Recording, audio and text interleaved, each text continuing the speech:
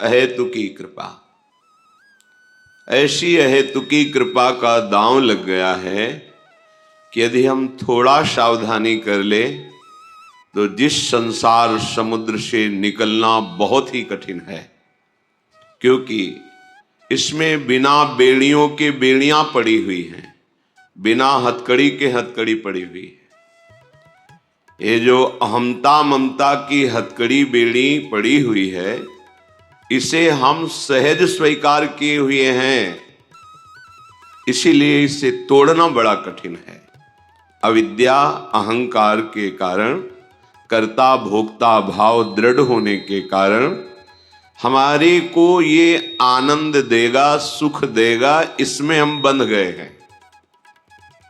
इस अविद्या का नाश करने में समर्थ है कृपा श्रीधाम वृंदावन की, लाडली लाल की, रसिक शिरोमणि प्रिया प्रीतम के अनुरागी जनों की। जासु कृपा सब भ्रम मिट जाई। जिनकी कृपा ऐसी प्रकाशमयी है कि उसमें भ्रम नहीं रहेगा कि मैं करता हूं, मैं भोगता हूं। जो मन 5 ज्ञानेंद्रियों के साथ विषय भोगों में सुख की खोज कर रहा है, ये भ्रम खत्म हो जाएगा। यदि हम कृपा का आश्रय ले लें तो बहुत शीघ्र हमारे हृदय में ज्ञान का प्रकाश हो जाए।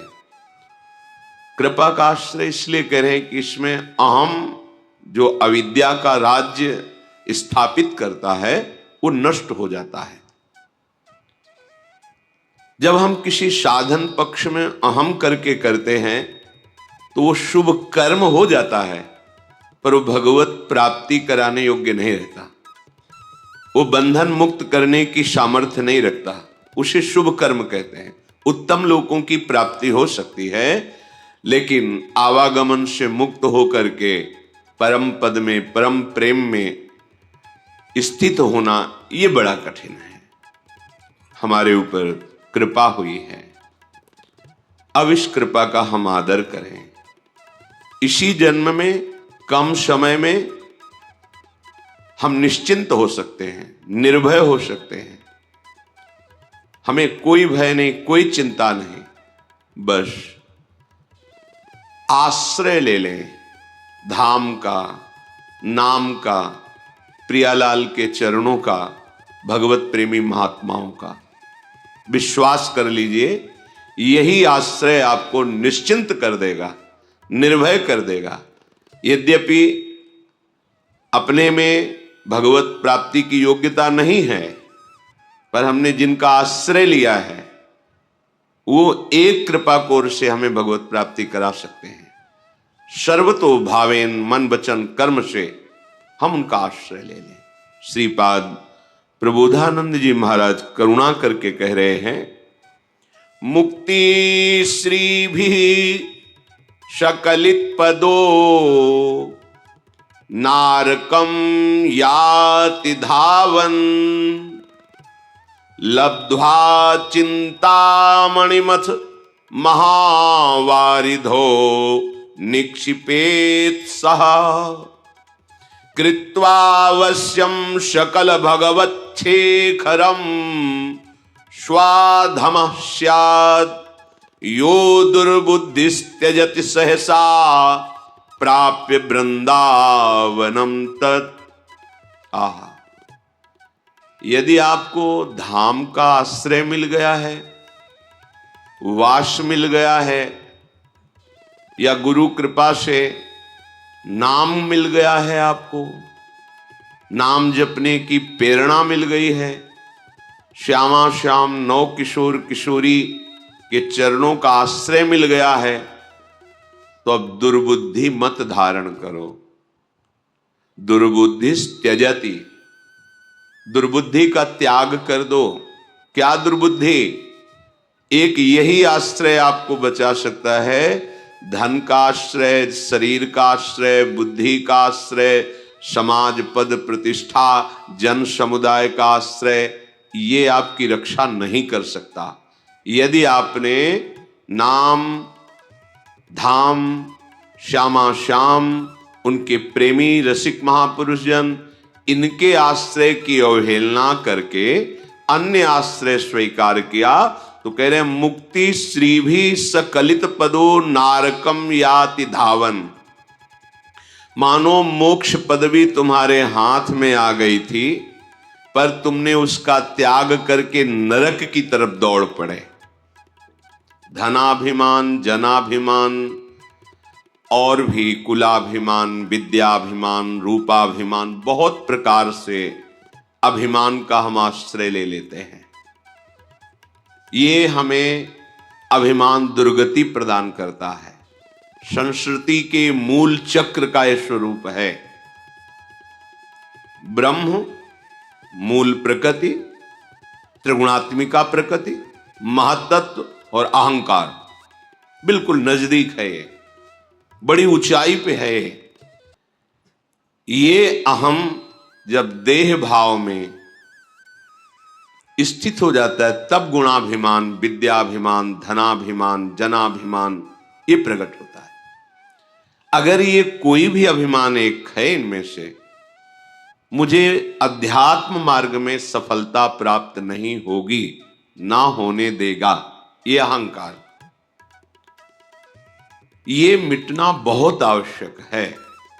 ये तभी मिटता है जब हमें भगवत कृपा से साधु समागम प्राप्त होता है। तीन मुख हरिजस सुनत श्रवण मानो न त्रपित छिन। और हमारी जब ऐसी वृत्ति बन जाती है कि उन महापुरुषों के श्री मुख से निकले हुए भगवत रसामृत में डूबे हुए वचन श्रवणेन्द्रिय के द्वारा हम पान करते हैं, और हमारी ऐसी लालसा जागृत हो जाती है कि मुझे ऐसा सौभाग्य मिले कि मैं नित्य श्रवण करूं और निरंतर इसी आज्ञा पे रहूं, तो फिर तिनकी संगति रहत जाति कुल मद सब नंसई। फिर ऐसे भगवत प्रेमी महात्माओं के संग से समस्त अहंकार का नाश हो जाता है। और जहां अहंकार नष्ट हुआ, नितिक धर्मिन संग, तो रंग बढ़त नित नित सरस, नित नित प्रेम अभंग, यह जो कृपा हरिवंश की। फिर हम भगवत प्रेमी महात्माओं से ऐसी आसक्ति कर बैठते हैं कि हम उनके संग के बिना, उनके वचन के बिना, उनके दर्शन के बिना जी ही नहीं सकते। जो आसक्ति संसार में बंधन का कारण थी, वही जब भगवत प्रेमी महात्माओं से हुई तो मोक्ष का खुला हुआ द्वार बन गई। हमारा हृदय प्रेम अभंग स्थिति को प्राप्त कर लेता है। एक बार जब प्रेम प्रकट होता है तो कभी घटता नहीं है और कभी नष्ट नहीं होता, और इसका स्वभाव है प्रतिक्षण वर्धमानम, ये प्रतिक्षण बढ़ता रहता है। पर इसका प्रभाव यह है कि प्रेमी के हृदय में सदैव प्रेम की अपूर्णता का अनुभव होता है। उसको ऐसा लगता है, ये प्रेम का प्रभाव है कि मुझ में किंचन मात्र भी प्रेम नहीं, मैं बहुत अधम नीच हूं, ऐसा अनुभव होता है। जैसे जैसे प्रेम बढ़ेगा वैसे वैसे उसको ये अनुभव होगा। क्यों? अगर अनुभव हो जाए कि मैं प्रेमी हूं, तब तो अहम जागृत हो जाएगा, फिर बात बनेगी नहीं।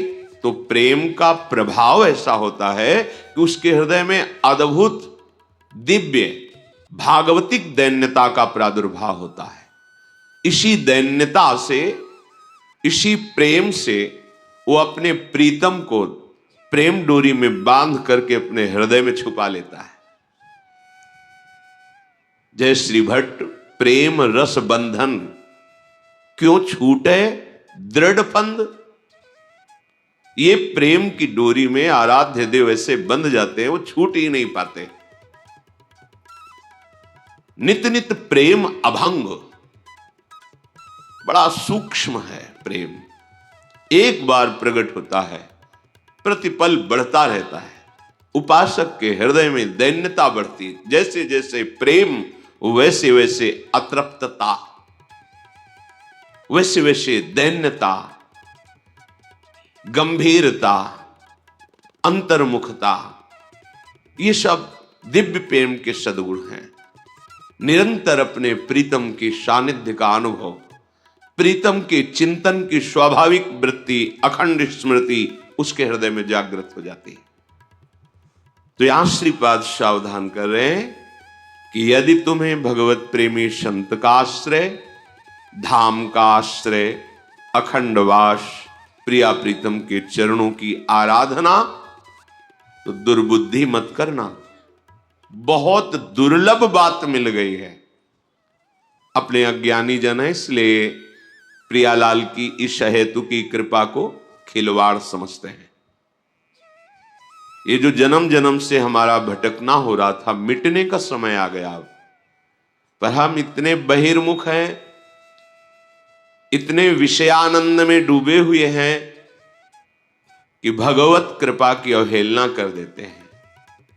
श्रीपाद आदेश कर रहे हैं, कह रहे हैं कि यो दुर्बुद्धि त्यजति, तुम ऐसी दुर्बुद्धि का त्याग कर दो। कोई तुम्हारा सहयोगी नहीं होगा। तुम्हारा शरीर भी तुम्हारे अनुकूल थोड़ी चलता है। देख लो, तुम्हारे अनुकूल तुम्हारा शरीर नहीं चलता, तुम्हारी इंद्रियां नहीं चलती, तुम्हारा मन नहीं चलता, तो फिर बाहर किस पर भरोसा करते हो? बात तो और बड़े दूर की बात है। तुम्हारे मन के अनुकूल सब चले, ऐसा तो तुम्हारा मन ही नहीं अनुकूल चलता।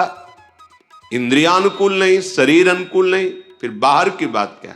इसलिए हाथ में आ गई है मुक्ति, मोक्ष पदवी हाथ में आ गई। यदि धाम का आश्रय है, वास है, प्रियालाल का चिंतन है, प्रियालाल के चरणों की शरणागति है, भगवत प्रेमी महात्माओं के वचनामृत का पान कर रहे हैं, तो मुक्ति तुम्हारे हाथ में रखी है। मुक्ति श्री भी सकलित पदो। अब गलती मत करो। नारकम याति धावन, तुम नरक में क्यों जाना चाहते हो? बोले क्या नरक का मतलब? यदि हम भगवान का आश्रय नहीं लेते, नाम जप नहीं करते, भगवत धाम की यात्रा नहीं करते, भगवत प्रेमी महात्माओं का समागम नहीं करते, तो मुझे नरक मिलेगा? अरे भाई, हम अपना ठीक से कमाते हैं, खाते हैं, परिवार का पोषण करते हैं, कोई पाप करते हैं क्या जिससे लोग कह सकते हैं कि जरूरी है ये सब होना? भाई, हम ठीक से चलते हैं, अपने परिवार का पोषण करते हैं, कमाते खाते हैं, कोई पाप है?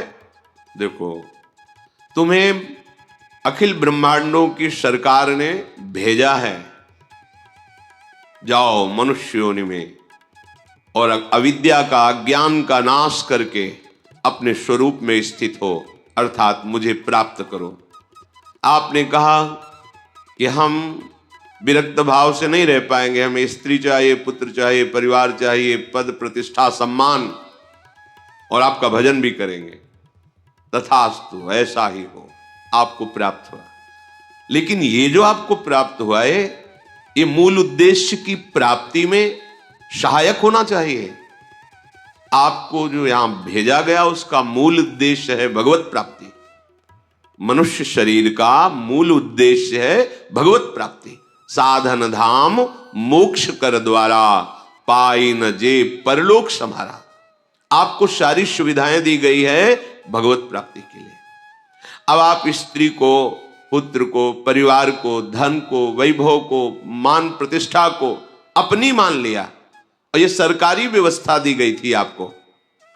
भगवत प्राप्ति में सहायक है, ये बाधा नहीं है, बस भाव बदल देना है। ये जो आप भोक्ता भाव लेकर के विचरण करते हैं, इसके स्वामी बन बैठे हैं, गलत भाव है, अपराध है। ये सरकारी वस्तु को जबरदस्ती अपने कब्जे में लेकर के उसे अपनी मानना, ये अवहेलना है, अपराध है। जिस दिन जांच होगी उस दिन आपको दंड मिलेगा। चाहे जितना आप निर्माण कर दिए सब ढा दिया जाएगा, चाहे जितना, बस विश्वास कीजिए। श्रुत बनितादि जान स्वार्थ रत ना करुणे सभी ते। ये सरकारी आदमी है, ये आए हैं आपके भक्ति में सहयोग करने के लिए। आप इन अपने कर्तव्य का पालन करते हुए इन्हें भगवत स्वरूप मानकर इनकी सेवा कीजिए और वो प्रभु को समर्पित कर दीजिए, ये भगवत प्राप्ति में सहायक हो जाएगा। लेकिन आप तो स्वामी बन बैठे, भोक्ता बन बैठे। भोक्ता भाव में काम क्रोध आदि का राज्य रहता है और नरक के यही द्वार हैं। त्रिविधम नरकस्येदम द्वारम नाशन मात्मनः कामः क्रोधा तथा लोभा तस्मादेत्रयम् त्यजेत। तो जो श्रीपाद कह रहे हैं कि भगवद आश्रय छोड़कर आप जो ऐसा भाव करता भोक्ता भाव में जा रहे हैं, मानो मुक्ति को छोड़ करके नरक जा रहे हैं। तो आप गए ना नरक, कामा क्रोधा तथा लोभा, इसी में तो है। कामनाओं से युक्त होकर के कभी लोभ में विचरण करते हैं, कभी क्रोध में। कामना की पूर्ति हुई तो लोभ में, लोभ से और लाभ की इच्छा और भोगने की इच्छा। कामना में बाधा पड़ी तो क्रोध, क्रोध आया तो हिंसात्मक वृत्ति, स्मृति का ही नाश हो गया। मैं किस लिए आया था, क्या कर रहा हूं, और बंधन कारक कर्म कर बैठे। तो सावधान, इस दुर्बुद्धि का त्याग कीजिए। लब्ध्वा चिंतामणिमथ महावारिधो निक्षिपेत सह। श्रीपाद कह रहे हैं तुम्हारे हाथ में चिंतामणि आ गई है। श्रीमद राधा रसुधा निधि में महाप्रभु हरिवंश चंद्र जी कह रहे हैं चिंतामणि प्रणमताम ब्रज नागरीणाम चूड़ामणि कुलमणि वृषभानु नामना। यहां कौन सी चिंतामणि की बात कर रहे हैं? स्वामिनी जी, श्री प्रिया जी। ये लालजू के भी हृदय में परम शीतलता प्रदान करने वाली है, जो अखिल लोकों की कामनाओं को पूर्ण करने वाले, परमानंद का दान करने वाले भगवान श्री कृष्ण हैं। उनको भी ये प्रेम का अद्भुत सुख प्रदान करने में समर्थ हैं लाडली जू। तभी तो मांगत लाल लाडिलो नागर प्रगट भई दिन दिन की चोर दान देरी नवल किशोर। चिंतामणि हमारी स्वामिनी जू हैं, तो स्वामिनी जू से कम नहीं है स्वामिनी जू का नाम। श्री कृष्णचंद्र जू के भाव को भाई जी से हनुमान प्रसाद पोद्दार जी ने कहा कि राधा नाम राधा रूप से भी मुझे प्रिय लगता है, राधा से प्रिय लगता है मुझको राधा नाम। अर्थात जब हमारी जिह्वा पे आ गया राधा राधा राधा, तो मानो चिंतामणि हाथ में आ गई। चिंतामणि कौन है हमारी? श्री लाडली जी। चिंतामणि किसे कहते हैं? चिंतित पदार्थों को, चिंतित वस्तुओं को, चिंतित भावनाओं को, चिंतित तत्व को प्रदान करने वाली। आप चाहे जो चिंता करें, चिंता रहित कर देती है चिंतामणि। हमारी स्वामिनी जो हमारी चिंतामणि है, उनका चिंतामणि स्वरूप राधा नाम हमारे को गुरुदेव की कृपा से मिला। राधा राधा राधा। तो लब्ध्वा चिंतामणि मत, तुम्हें चिंतामणि प्राप्त हो गई और तुम उसे महावारिधो निक्षिपेत शाह, इस भव समुद्र में फेंक दिया। भव समुद्र में फेंक देने का तात्पर्य भूल गए। बार बार उपदेश सुनने पर भी कि एक श्वास भी खाली ना जाए। तुम्हारी एक श्वास इतनी कीमत रखती है। तुमने जीवन भर जो धन कमाया है, वो एक श्वास खरीदने के लायक भी नहीं है। अगर हमारी अंतिम श्वास हो, कह दिया जाए कि पूरे जीवन की संपत्ति देता हूं, एक श्वास और बढ़ा दो, नहीं बढ़ेगी। तो ऐसी कीमती श्वास से बहुत कीमती कमाई करनी चाहिए, वो है राधा राधा राधा। श्रीपाद प्रबोधानंद जी कह रहे हैं कैसी तुम्हारी दुर्बुद्धि है कि तुम्हें ये चिंतामणि स्वरूप स्वामिनी का नाम मिल गया, तुम्हारे हाथ में चिंतामणि आ गई। तुम भोगों को देखकर, संसार के सुखों के आकर्षण में, या संसार के कोहरा स्वरूप दुख की घटा को देखकर भूल गए राधा नाम। इसका मतलब चिंतामणि को तुमने ऐसे समुद्र में फेंक दिया, अब ढूंढने से भी नहीं मिलेगी। भाव, यदि तुम प्रियाजू के नाम को भूल गए तो ऐसे गर्त में गिर जाओगे कि नाम जपने लायक तुम नहीं रहोगे। पापवंत कर सहज स्वभाव, भजन मूर्ति भाव न काओ। आप भजन नहीं कर पाएंगे। भजन कोई खिलवाड़ नहीं है, सबसे कठिन काम है भजन करना, सबसे कठिन काम। मन को समाहित करके एकाग्र चित्त से नाम में डूबना, इससे बड़ा विश्व में ब्रह्मांड में कोई कठिन कार्य नहीं, सबसे कठिन कार्य है। और ये आप अकेले नहीं कर सकते हो। भजन न होए संग बिनु, ये सिद्ध रसिक महापुरुषों की वाणी है। भजन न होए संग बिनु, और भजन बिना नहीं प्रेम। बिना भगवत प्रेमी महात्माओं के संग के, बिना भजनानंदी संतों के समागम के आप में भजन की वृद्धि, भजन की रुचि हो ही नहीं सकती, नहीं हो सकती। भजन न होई संग बिन, और भजन बिना नहीं प्रेम। इसलिए छिनहु भजन न छाड़िए, धरिए ध्रुव यह नेम। ये नियम ले लो कि चिंतामणि है राधा नाम, आप जो चाहेंगे मिल जाएगा पक्का। वो अभी आप कि दुष्कृत नाश नहीं हुए, वासनाएं नष्ट नहीं हुई, इसलिए आप ये अनुभव नहीं कर पा रहे जो हम कह रहे पक्का। ऐसा नहीं कि हमें सब अनुभव हो गया हो, पर जैसे है 1 किलोमीटर दूर पर ध्वजा मंदिर की दिखाई दे रही है तो ऐसा लगता है मानो नजदीक आ गए हैं। ऐसे ही यत्किंचित गुरु कृपा से जो भी राधा नाम का, तो ऐसा लगता है पक्का, ऐसा ही है।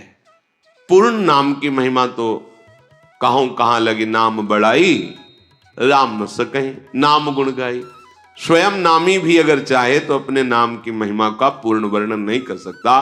फिर अपने लोग तो अधम जीव हैं, गुरु कृपा से कुछ खिनका मिलता है, पूर्णता तो जो स्वयं पूर्ण नामी नाम की महिमा का पूर्ण वर्णन नहीं कर सकते, तो अपने अपूर्ण कैसे पूर्ण का वर्णन कर सकते हैं? क्यों अपूर्ण? क्यों?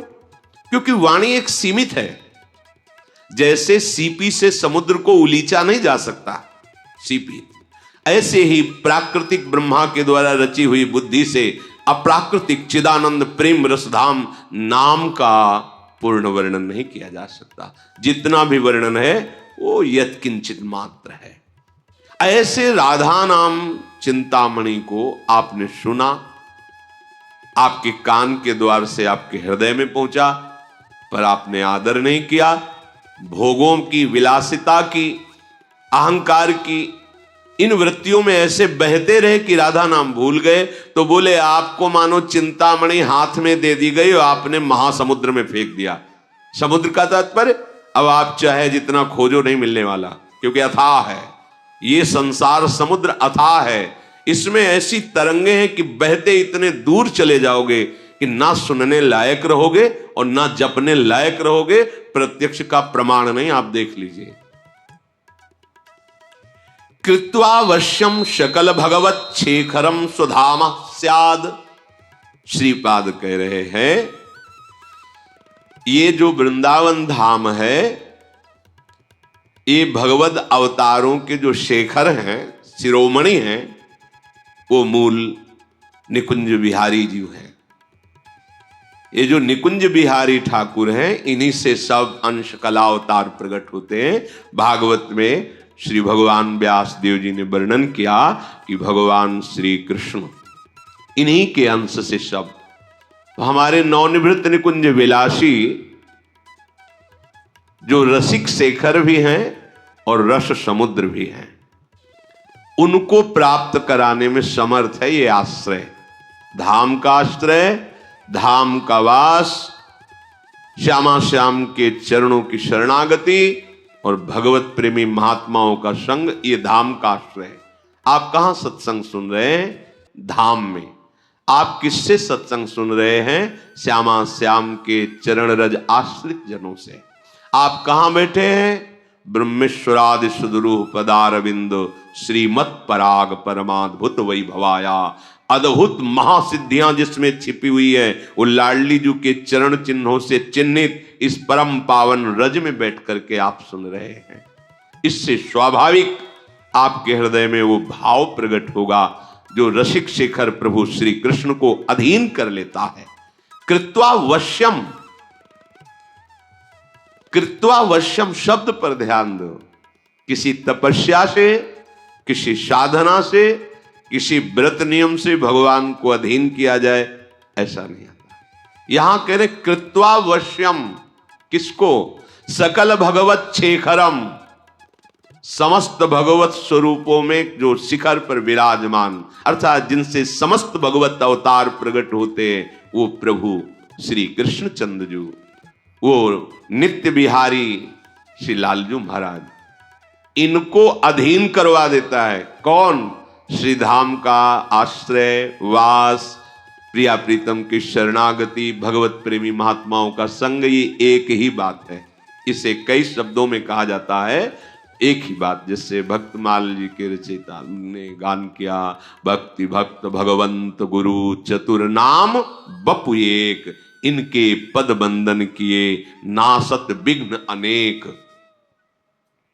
कृत्वावश्यम। फिर आपको विश्वास क्यों नहीं हो रहा? आप निश्चिंत क्यों नहीं हो जाते? क्योंकि ये अहंकार जो है गलित नहीं हुआ। नहीं, अभी इसी क्षण जब हम एक नौका पर बैठते हैं तो हमें नदी पार होने में कोई डर नहीं लगता, क्योंकि भरोसा है इस केवट ने बहुतों को पार किया है, सुदृढ़ नाव है, और हम हंसते खेलते बात करते तरंगों का आनंद लेते हुए उस भयावह दरिया से पार हो जाते हैं। फिर वो नाव टूट सकती, प्राकृतिक है, वो केवट असावधान हो सकता है क्योंकि मनुष्य है, तूफान भंवर में फंस सकती है, भयावह है, फिर भी आप निश्चिंत हो जाते हैं।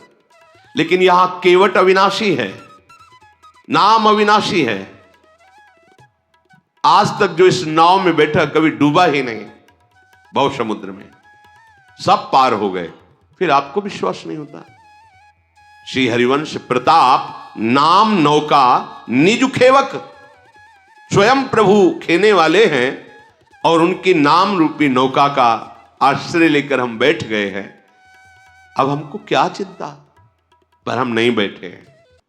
बात यह है, हम बातें केवल करते हैं, हम अहंकार की नौका में बैठे हो। ये नौका जरूर डुबो देती है, कोई भी हो, चाहे तपस्या का अहंकार ही क्यों न हो, जितेंद्रियता का अहंकार, जानकारी का अहंकार, किसी भी तरह का अहंकार है, तो हम अहंकार की नौका में बैठे हो, ये नौका जरूर डुबोती है। यदि आप भगवद आश्रित हैं तो कह रहे तुम्हें सहसा ये प्राप्त हो गया है, तुमने कोई प्रयास नहीं किया है। मनुष्य शरीर किसी प्रयास से नहीं मिला, केवल भगवत कृपा से मिला। सेवक जी महाराज कहते 84 लाख के चक्र को बीच में रोक दिया। संस्कृति मांझ बरियाई के पायो, मानुष दे वृथा कत डरत। संस्कृति चक्र को बरियाई माने जबरदस्ती रोक के आपको बीच से निकाल करके मनुष्य देह दे दिया कि अपना कल्याण कर ले। पर हमें ये बात समझ में नहीं आती कि हमारा शरीर दुखों से मुक्त होने के लिए मिला है, और हम सुख प्राप्ति है तो वही आचरण करते हैं जिससे और दुख मिल जाए और दुख में बंध जाए। प्रभु से विमुख होकर कोई भी आप आचरण करें, वो आपको बांध देगा, दुखों में बांध देगा, चाहे भले शुभ आचरण क्यों न हो, क्योंकि शुभ आचरण से आपको उत्तम लोक मिलेंगे। उन लोगों की आपके पुण्य बल से भोगों की वृत्तियां जो जो रही वो भोग आएंगे, और जब उन भोगों को भोग कर आसक्त होगे, आपका पुण्य क्षीण होगा, तो जबरदस्ती धक्का मार के हटा दिए जाओगे। उस समय जो दुख होता है तो परिणाम क्या मिला? शुभ का दुख ही तो मिला, फिर मृत्यु लोक में आ गए, बात बनी नहीं। सूक्ष्म विचार उपासक विवेक के द्वारा देखे। भगवद विमुख कोई बड़े से बड़ा शुभ कर्म भी आपको सुख नहीं दे सकता। देवराज इंद्र की पदवी में विराजमान जो हुए महाराज नहुष, अपने पुण्य प्रताप से उन्हीं ने ऐसी गलती कर दी, भोग विलासिता की वृत्ति, जो उनको अजगर योनि में पीछे आपने महाभारत चरित्र में सुना था, पांडवों के चरित्र में। इसलिए एक ही केवल बात है, भगवद आश्रित, भगवत धाम आश्रित, भगवत नाम आश्रित, भगवत चरण आश्रित जो प्रेमी जन है, इनके समागम से हमारी बुद्धि प्रभु के चरणों में लग जाए। अन्यथा यो दुर्बुद्धिस, ये दुर्बुद्धि नारकम याति धावन, तुम्हें नरक की तरफ घसीटती हुई ले जा रही है। ध्यान दीजिए, अब आपकी दुर्गति का समय नष्ट हो गया है। अब आपके आवागमन चक्र का अंतिम जन्म है। क्योंकि भगवान ने संत समागम दिया, धाम आश्रय दिया, नाम जपने की प्रेरणा दी। अब चूकना मत, यदि अब दुर्बुद्धि करोगे तो पता नहीं किस युग में, किस कल्प में ये अवसर मिलेगा जो अभी अपने को मिल रहा है। सावधान होकर प्रिया प्रीतम के नाम को निरंतर जपे और जितना बन सके परम पावन धाम में अपना समय व्यतीत करे, चिंतन में या शरीर सहित चिंतन में, दोनों बातें हैं। आश्रय लेकर बाहर रहते हुए चिंतन में या धाम वास करते हुए चिंतन में। धाम वास कर रहे चिंतन प्रपंच और संसार का अभी ठीक बात बनी नहीं। हमारा तन और मन दोनों से धाम वास होना चाहिए। तन से नहीं हो रहा कोई चिंता की बात नहीं, पर मन से तो आप कर ही सकते हैं, और मन जहां होता है वहीं उपस्थिति मानी जाती है।